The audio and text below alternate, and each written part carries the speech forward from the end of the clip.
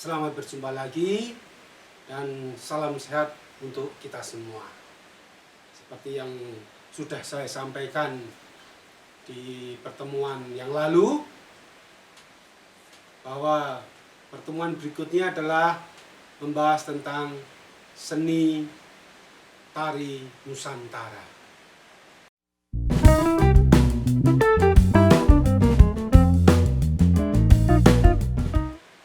Baik, sebelum kita mulai, perlu saya ingatkan kembali bahwa kita harus selalu menjaga protokoler kesehatan kita.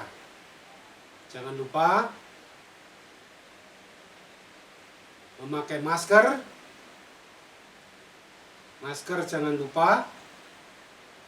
Kemudian selalu mencuci tangan dengan sabun pada air yang mengalir dan juga menjaga jarak.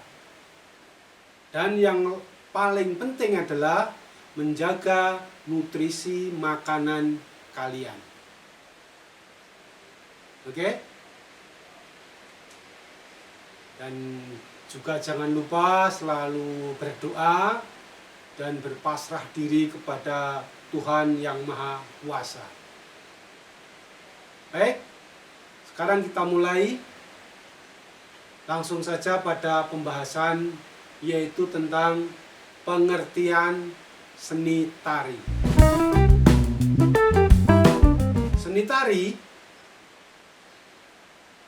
Seni tari adalah salah satu cabang seni yang menjadikan tubuh manusia sebagai medianya. Jadi tubuh kita ini adalah media dari seni tari. Unsur utamanya apa? Unsur utamanya adalah gerak. Sedang unsur pendukungnya adalah ritme atau irama. Nah, selain mengolah gerakan tubuh, seni tari juga mengolah irama dan rasa. Sebuah tarian itu merupakan perpaduan dari unsur yaitu raga, irama, dan rasa. Tari merupakan bentuk penghormatan terhadap seni gerak. Gerak itu sendiri adalah bahasa tertua sebelum manusia mengenal bahasa lisan dan aksara. Oke? Jenis seni tari Nusantara. Jenis tari diklasifikasikan dalam beberapa kelompok, di antaranya sebagai berikut. Yang pertama, jenis tari menurut koreografinya. Berdasarkan koreografinya, jenis tari Nusantara dibagi menjadi 3, yaitu tari tunggal, kemudian tari pasangan, yang ketiga adalah tari kelompok. Jadi menurut koreografinya, tari itu dibagi menjadi berapa?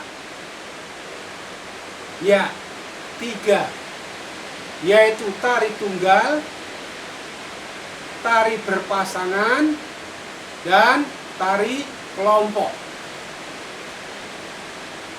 Baik, kita akan bahas satu persatu, yaitu tari tunggal. Apakah tari tunggal itu? Tari tunggal adalah jenis tari yang menggambarkan satu tokoh atau satu karakter dalam rangkaian dramatik cerita pada garapan tari tersebut. Nah, tokoh atau karakter itu bisa pria atau bisa wanita, atau laki-laki atau perempuan. atau putra atau putri. Contohnya ini, kita lihat bersama.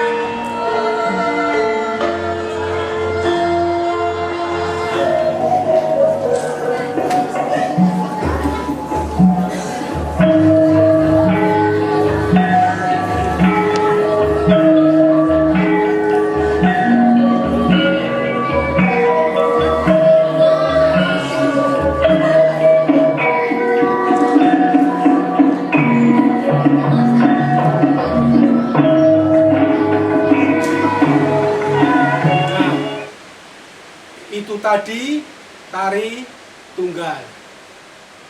Nah, kemudian yang kedua adalah tari berpasangan.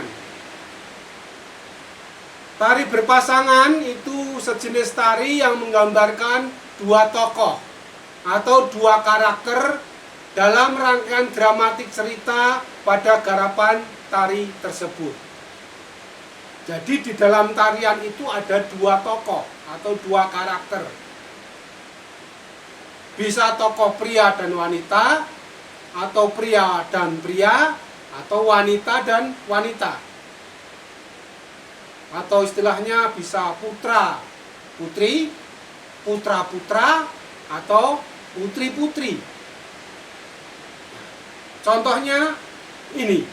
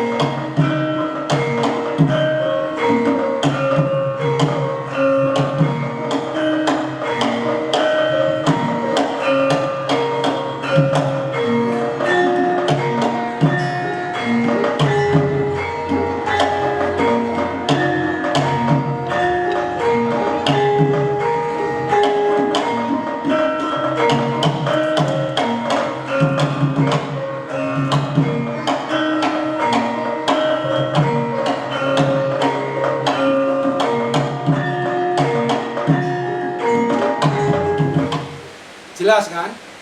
Itu tadi contoh tari berpasangan. Selanjutnya adalah tari kelompok. Tari kelompok adalah jenis tari yang menampilkan banyak tokoh, banyak karakter dalam rangkaian dramatik cerita pada garapan tari tersebut.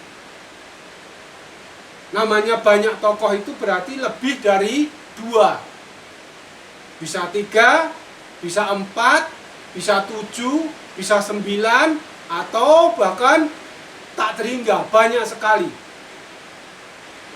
Nah, contohnya sebagai berikut.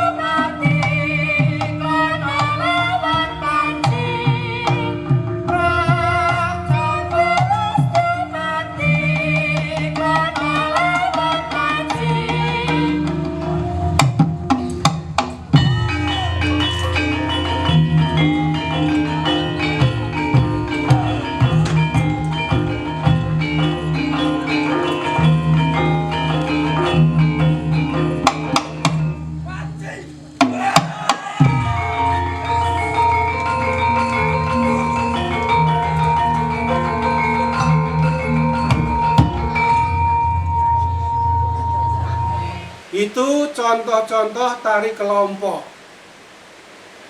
yang pembagian jenis tari menurut koreografinya. Selanjutnya, jenis tari menurut jumlah penyajinya. Jenis tari menurut jumlah penyajinya ini hampir sama dengan berdasarkan koreografinya. Namun, menurut jumlah penyajinya itu berdasarkan jumlah penarinya. Yang menari itu berapa orang. Jenis tari Nusantara dibagi menjadi 4 berdasarkan jumlah penyajinya. Yang pertama adalah tari tunggal, yaitu sebuah tarian yang hanya dibawakan oleh 1 orang penari saja. Jadi yang menari itu cuma 1 orang. Itu berarti tari tunggal. Kemudian yang kedua adalah tari berpasangan. Sebuah tarian yang dilakukan oleh 2 orang penari dengan karakter yang tidak harus sama. Bisa karakter yang berbeda. Tapi yang jelas 2 orang penari. Itu. Kemudian yang ketiga adalah tari kelompok, yaitu sebuah tarian yang dilakukan oleh beberapa penari, di mana antara satu penari dengan penari yang lain gerakannya berbeda-beda sesuai karakter yang dimainkan. Jadi berkelompok, namun membawakan karakter sendiri-sendiri. Gerakannya berbeda-beda. Gitu. Dan yang keempat adalah tari massal. Apa tari massal itu? Yaitu tarian yang dilakukan oleh banyak penari dengan gerakan yang sama. Karakter juga sama. Nah, yang membedakan tari massal dengan tari kelompok apa? Ya karakter dan gerakannya. Kalau tari kelompok itu gerakannya berbeda, karakter tokohnya berbeda. Tapi kalau tari massal, tariannya sama, gerakannya sama, karakternya juga sama, tapi dibawakan oleh banyak orang. Contohnya ini tari massal. Sudah habis ya? Mohon.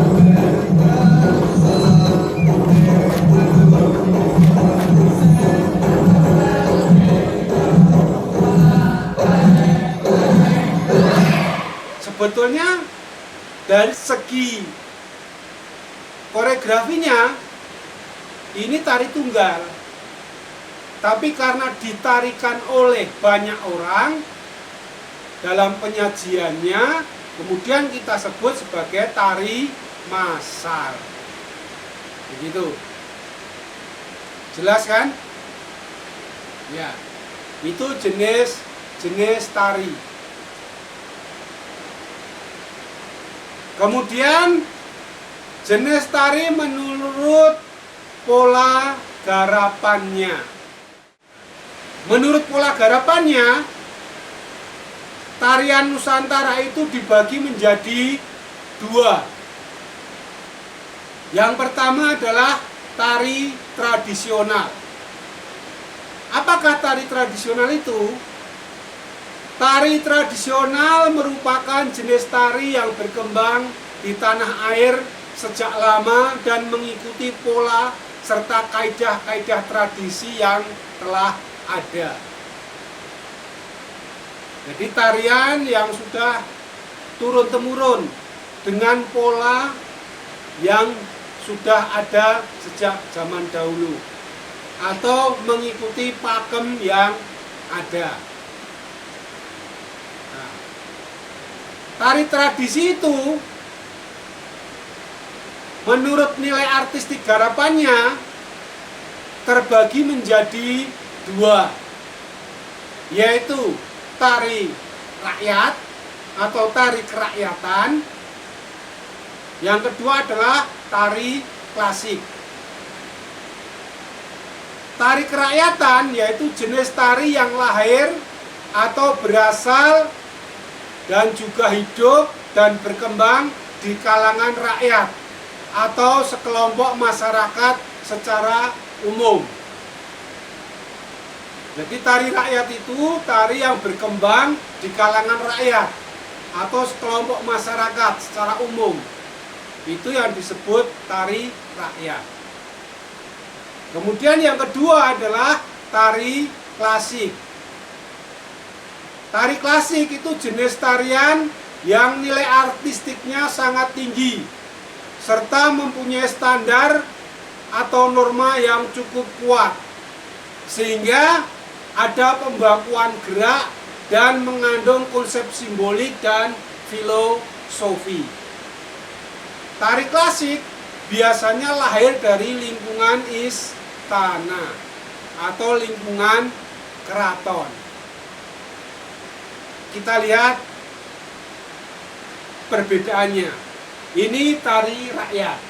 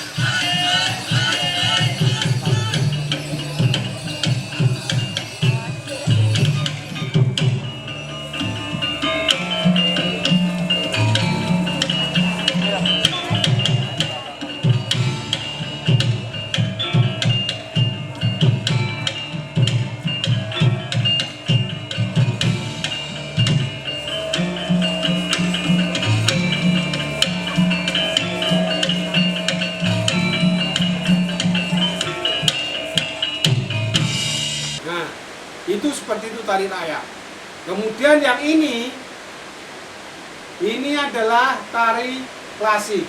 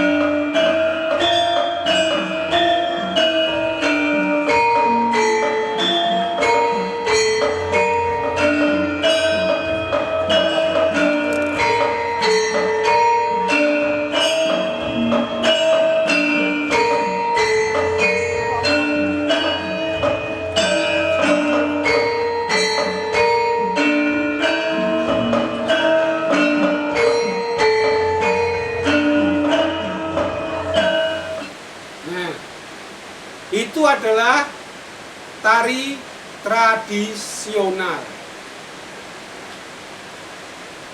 Yang kedua adalah tari kreasi. Tari kreasi adalah jenis tarian hasil ciptaan koreografer tari yang memiliki keahlian untuk mengolah, menciptakan, ataupun mengubah gerak yang menjadi dasar kompetensinya. Tari kreasi merupakan media yang membuka kebebasan kepada seniman-seniman tari di dalam mencari kemungkinan-kemungkinan karya baru di bidang seni tari. Jadi tari kreasi itu adalah karya baru yang diciptakan mungkin saat ini. Pijakannya bisa berdasarkan tari tradisi atau mungkin berdasarkan tari dari mancanegara. Tapi dia mengolah, kemudian menciptakan, mengubah gerakannya menjadi kreativitas, menjadi sesuatu yang baru, menjadi tarian yang baru. Itu tari kreasi. Contohnya tari kreasi yang berdasarkan tari tradisi, misalnya seperti ini.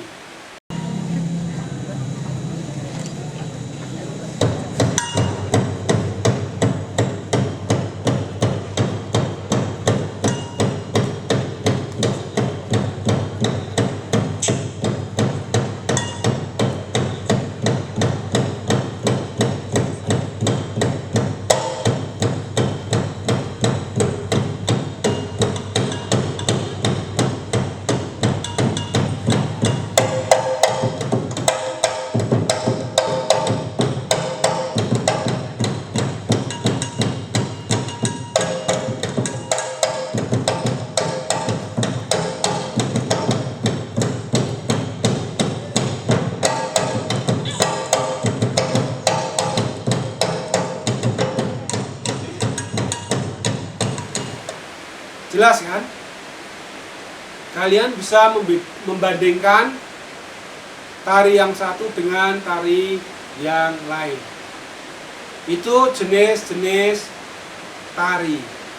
Selanjutnya akan kita bahas tentang fungsi seni tari.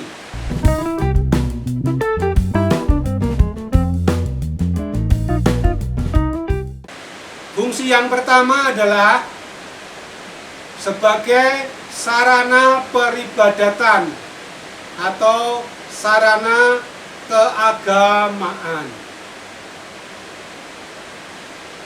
Adapun dalam kehidupan beragama di Nusantara ini, ada yang memakai tari-tarian sebagai bagian dalam kegiatan peribadatan agamanya. Dari zaman dahulu, tari-tarian itu sudah dipakai sebagai sarana berkomunikasi dengan Tuhan Yang Maha Esa. Misalnya jika kalian pernah pergi ke Pulau Bali, ke Pulau Dewata, tentu kalian melihat banyak sekali tarian yang diperagakan di pura, di tempat ibadah mereka. Hampir semua kegiatan seni di Bali itu memang dipergunakan untuk sarana peribadatan. Itu fungsi yang pertama. Fungsi yang kedua, tari sebagai sarana upacara adat. Upacara adat dengan prosesi keagamaan itu hampir-hampir sama. Perbedaannya sangat tipis. Tapi kalau peribadatan itu memang tujuannya untuk menyembah kepada Tuhan Yang Maha Esa. Kalau upacara adat itu untuk mungkin sarana dalam kegiatan-kegiatan sosial. Meskipun memang tujuannya juga untuk memohon ampunan, memohon keberkahan, dan lain sebagainya. Tapi berbeda. Jadi itu, yang kedua adalah sarana upacara adat. Tarian merupakan bagian adat istiadat di tanah air, yang biasanya tarian tersebut digunakan sebagai upacara adat. Tarian upacara adat biasanya berhubungan dengan kejadian alam serta sifatnya yang alamiah. Contohnya yaitu tarian upacara menanam padi, tarian untuk kesuburan tanah, tarian minta hujan, panen padi, memohon keselamatan, tolak bala, dan lain sebagainya. Nah, mungkin fungsi yang kedua ini hampir sama dengan fungsi yang pertama tadi, yaitu sarana peribadatan. Hampir sama. Perbedaannya, kalau sarana peribadatan itu sifatnya individu, pribadi, dia memohon kepada Tuhan. Tapi kalau upacara adat itu cenderung sosial. Banyak orang, sekelompok masyarakat yang melakukannya. Itu perbedaannya. Kemudian yang ketiga, tari sebagai sarana pergaulan. Ini fungsi yang paling penting di dalam seni tari. Jadi fungsi-fungsi yang lain mungkin sama dengan seni-seni yang lain. Tapi fungsi sebagai sarana pergaulan ini adalah cenderung menjadi fungsi yang utama. Di tari Nusantara itu berfungsi sebagai sarana pergaulan. Karena pada hakikatnya setiap manusia yang hidup membutuhkan interaksi dengan individu yang lain. Sehingga muncullah keakraban. Nah, supaya mendapatkan suasana keakraban membutuhkan sebuah sarana. Lalu tarian itu dijadikan sarana tersebut. Tidak hanya di Nusantara, hampir seluruh di belahan bumi ini, tari itu dijadikan sarana pergaulan. Di Amerika, Spanyol, Jepang, India, itu semua mempergunakan fungsi tari sebagai sarana pergaulan. Nah, di Nusantara ini juga ada tari-tari yang memang diperuntukkan sebagai sarana pergaulan. Contohnya,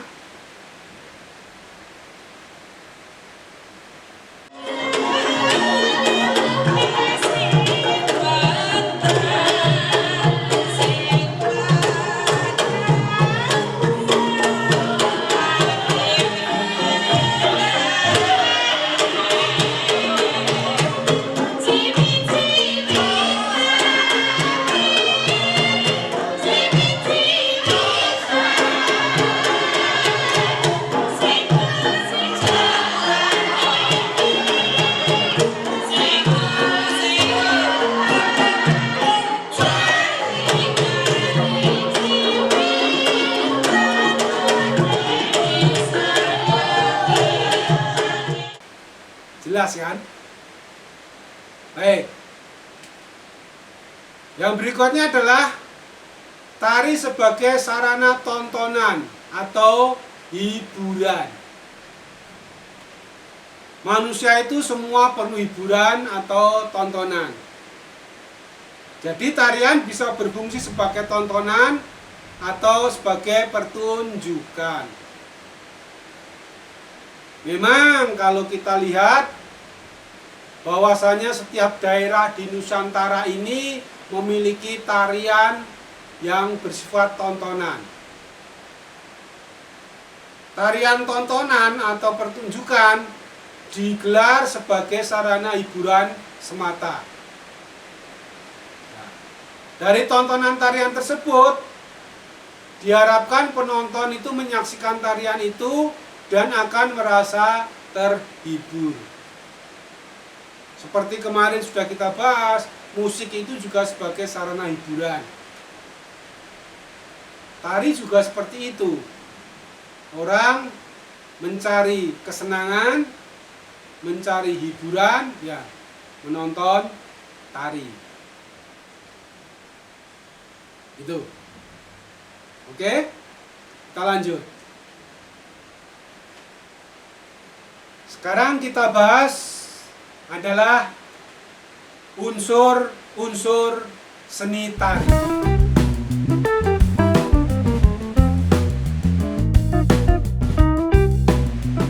Unsur yang pertama adalah wirogo atau wiraga. Wirogo berasal dari bahasa Jawa dari kata rogo. Rogo adalah tubuh. Ini adalah rogo, tubuh. Tanpa adanya sebuah gerakan tubuh, sebuah tarian tidak akan memiliki makna dan akan menjadi hampa. Jadi kesimpulannya, sebuah tarian harus ada unsur gerakan tubuh. Tarian pada intinya mengutamakan aneka gerakan tubuh yang dinamis, yang ritmis, dan estetis. Namun perlu dipahami bahwa gerakan dalam seni tari memiliki dua macam, yaitu gerak murni atau gerak biasa yang merupakan bentuk gerakan sehari-hari, dan gerak maknawi, yaitu gerakan yang memiliki makna mendalam dan simbolik sifatnya. Jadi tubuh ini bergerak, ada yang gerakan biasa. Ini kan gerakan biasa. Tapi kalau gerakan yang maknawi atau gerakan yang memiliki simbol berbeda.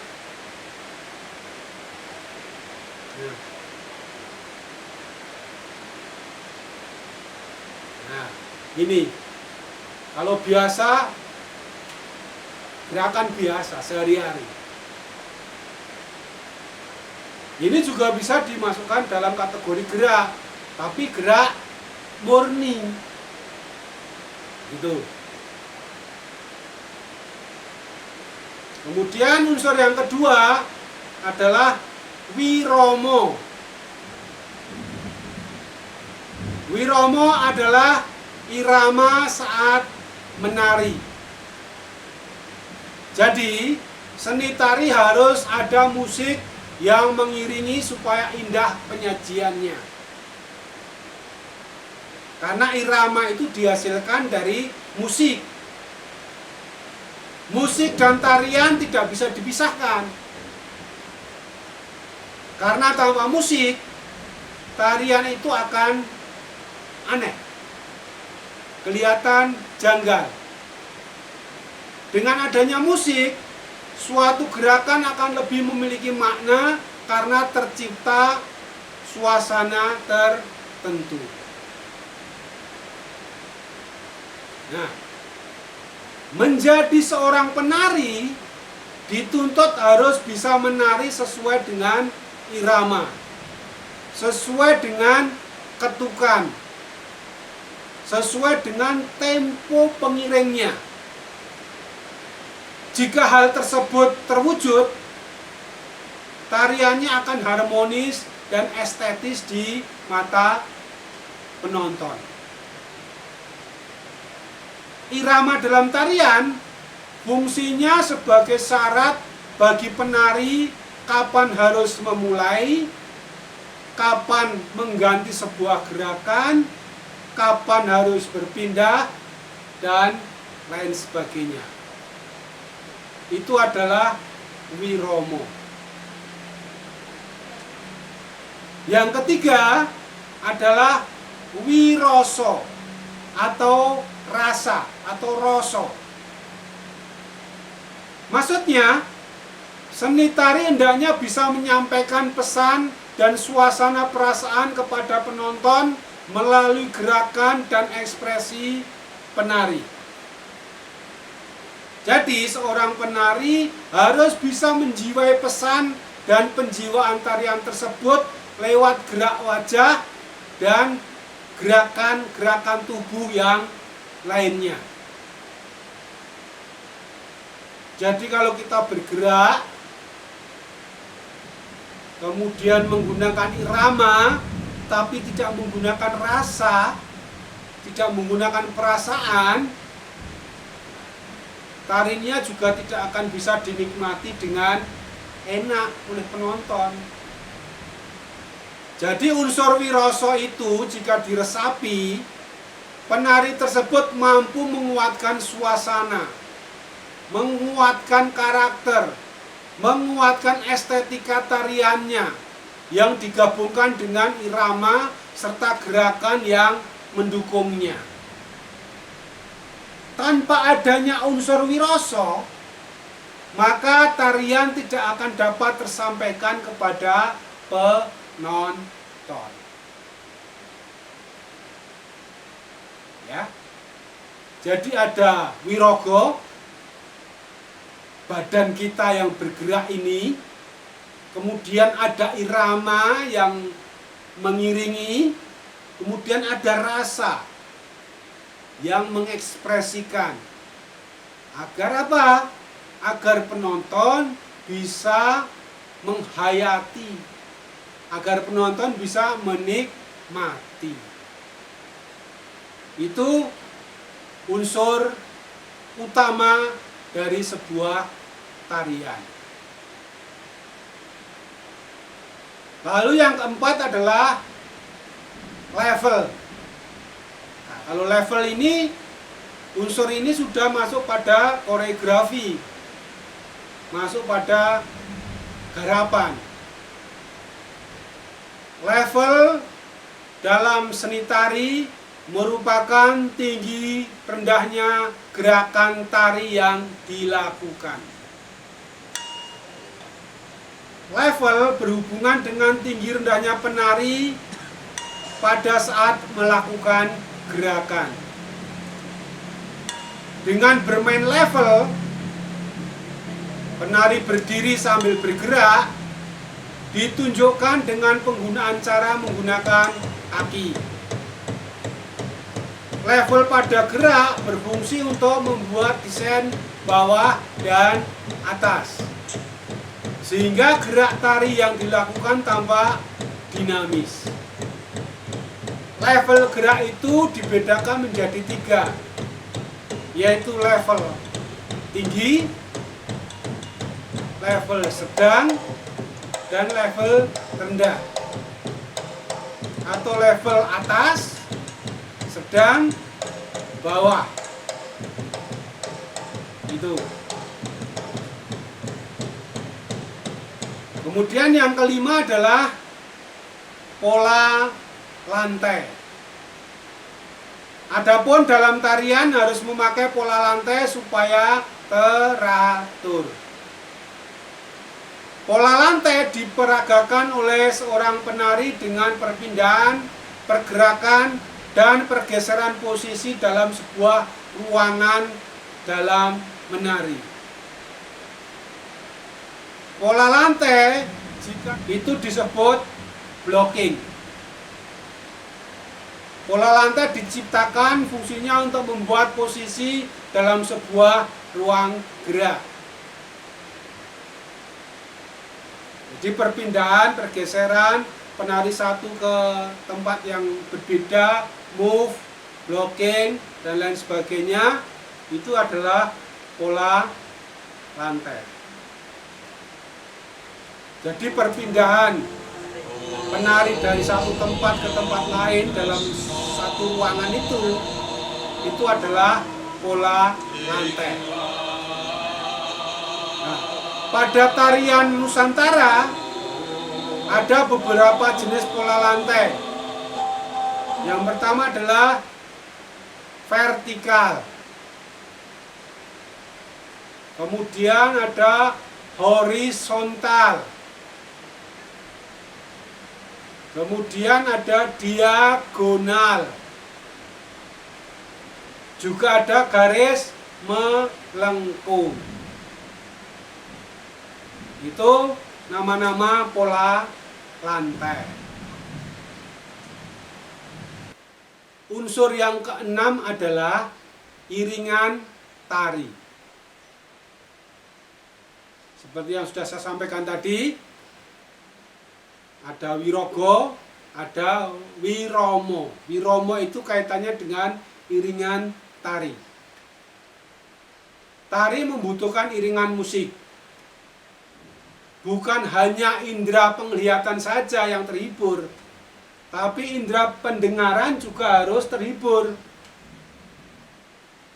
Makanya ada yang dilihat dan ada yang didengarkan.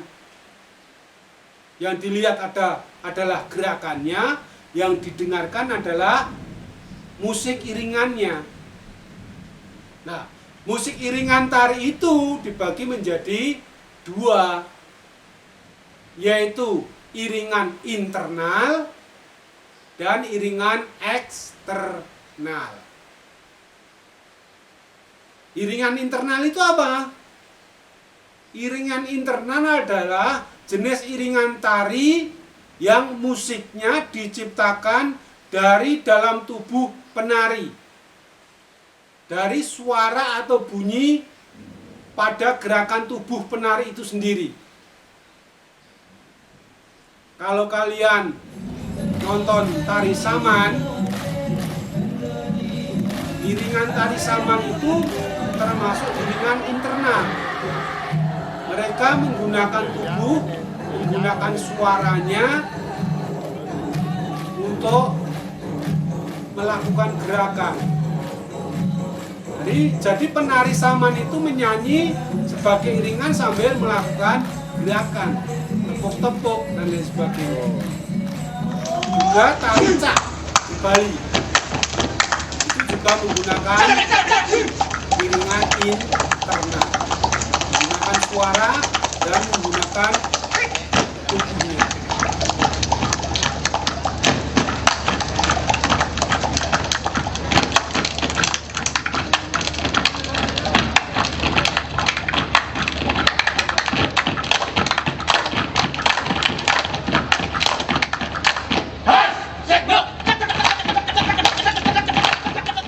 Kemudian yang kedua adalah iringan eksternal. Iringan eksternal bukan berasal dari bagian tubuh penari, tapi dari alat musik. Iringan bisa juga dari rekaman musik. Jadi rekaman musik yang diputar kembali itu bisa jadi iringan. Bisa juga secara live, memainkan alat musik. Jadi tari tradisional, khususnya tari Jawa, lebih banyak menggunakan iringan eksternal, yaitu apa? Gamelan. Nah, itu kalau tari Jawa. Hampir semua tariannya menggunakan iringan eksternal. Menggunakan gamelan sebagai instrumennya, yang disebut karawitan sebagai jenis musiknya. Paham? Oke. Nah, musik iringan tari itu berfungsi sebagai sebagai iringan gerakan. Yang kedua, pengendali dan pemberi tanda perubahan dalam bentuk gerakan serta tanda awal dan akhir tarian. Yang ketiga, sebagai rangsangan bagi penari. Yang keempat, mendukung jalannya pertunjukan. Yang kelima, membantu mempertegas ekspresi gerak. Yang keenam, sebagai ilustrasi penggambaran dan pembangun suasana yang sedang terjadi dalam sebuah tarian. Oke? Itu dulu pembahasan kita tentang seni tari. Dan pertemuan selanjutnya kita akan membahas tentang seni teater Nusantara.